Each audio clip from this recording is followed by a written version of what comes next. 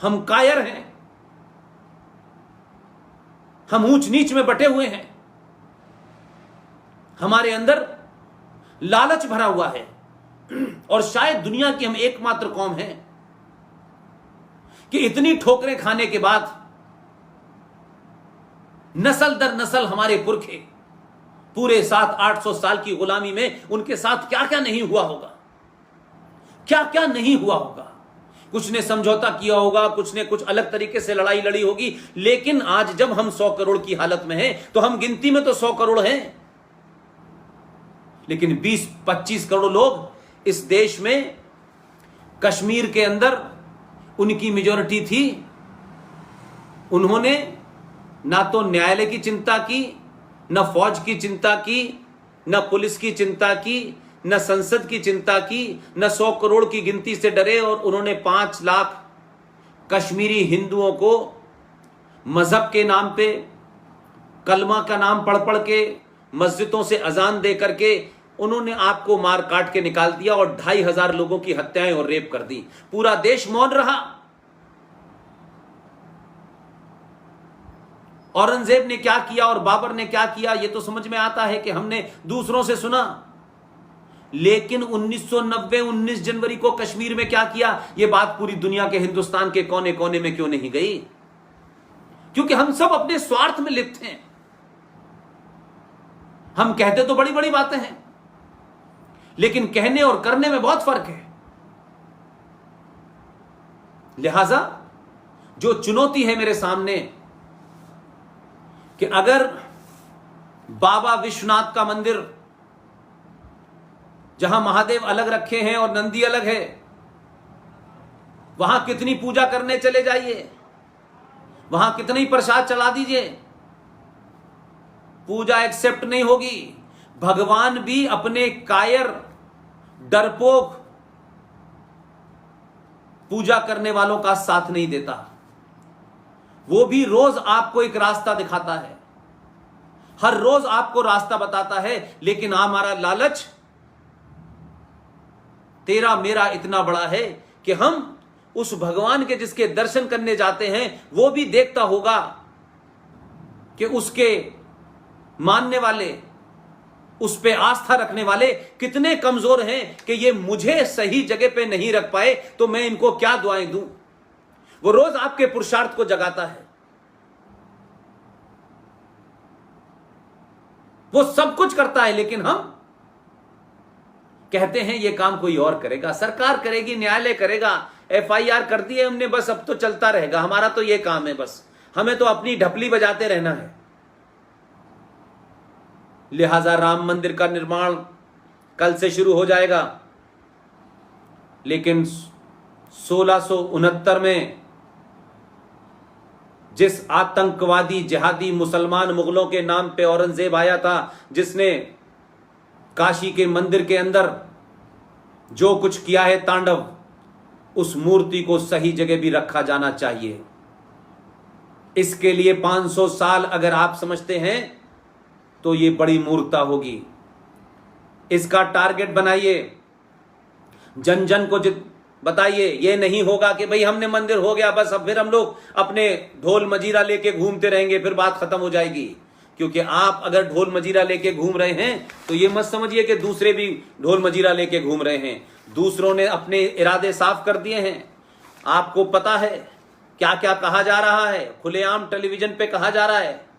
ये कहा जा रहा है, एक नसीरुल इस्लाम है शहर मुफ्ती कश्मीर का, वो कहता है जब 7 करोड़ थे हम हिंदुस्तान में तो हमने पाकिस्तान ले लिया था, अब हम 30 करोड़ हैं, अब हम हिंदुस्तान लेंगे और हिंदुओं को तय करना है कि वो यहां से कहां जाएंगे। कुछ लोग कह रहे हैं कि आज ताकत हमारे पास नहीं है, जिस दिन ताकत हमारे पास आएगी हम इस मंदिर को दोबारा से फिर मस्जिद बना देंगे। और कुछ हमारे यहां राय देने वाले लोग, जब ये संकट हमारे सामने खड़े होगा तो चंपत हो जाएंगे ये लोग, पता नहीं चलेगा कहां गए।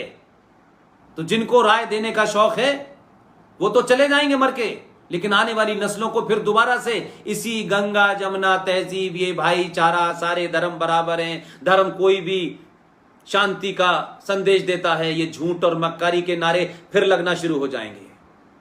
ये मंदिरों की लड़ाई नहीं है, ये जमीन के टुकड़े की लड़ाई नहीं है, ये भव्यता की लड़ाई नहीं है।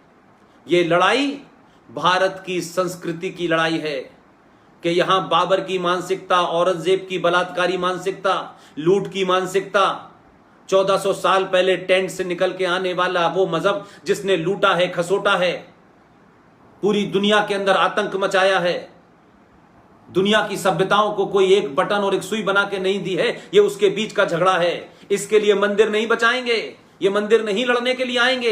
इन मंदिरों की रक्षा के लिए अगर आपने इंतजाम नहीं किया, आने वाली नस्लों ने इंतजाम नहीं किया, तो याद कीजिएगा सोमनाथ के मंदिर पर चंद गुंडे आए थे, चंद गुंडे, और 500 पुजारी थे वहां,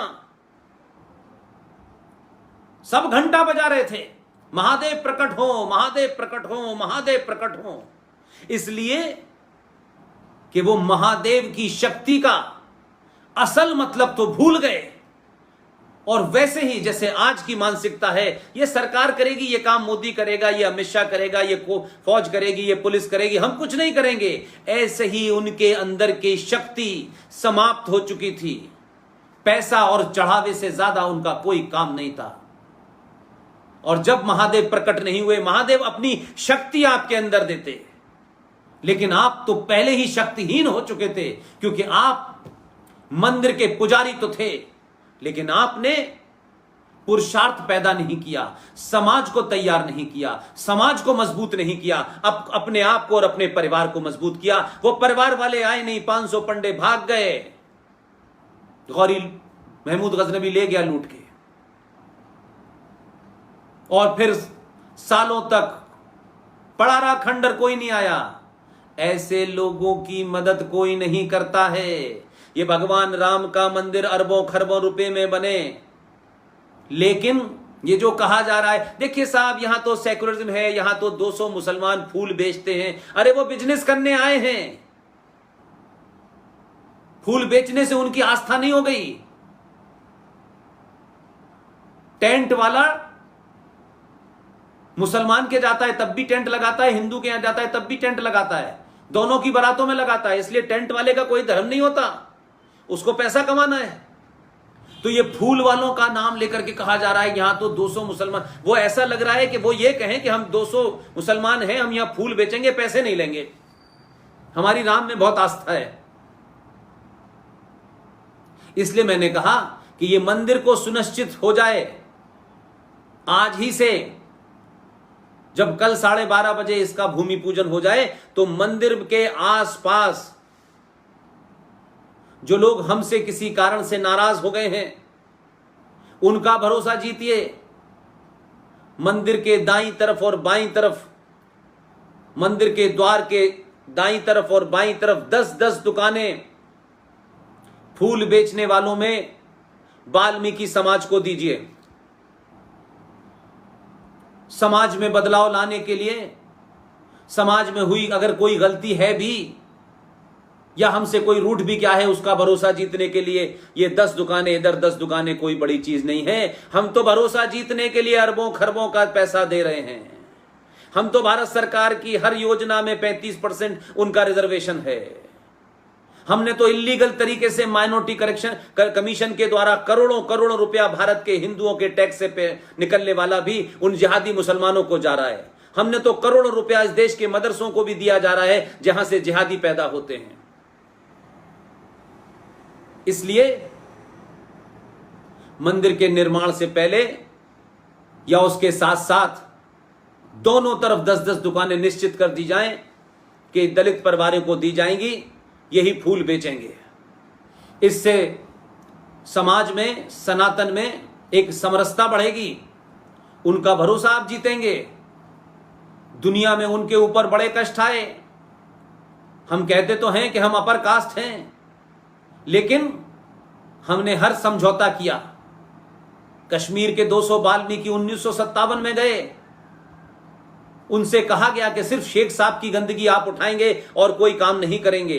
वो 200 वाल्मीकियों ने, जिसमें ऐसी बच्चियां भी थीं जो राष्ट्रीय चैंपियन हैं, जिन्होंने एमबीबीएस किया है, इंजीनियरिंग की है कश्मीर से दूर होकर के, लेकिन कश्मीर की इस्लामिक जिहादी सरकार ने उनके साथ समझौता किया कि कश्मीर में आप नौकरी कर सकते हैं।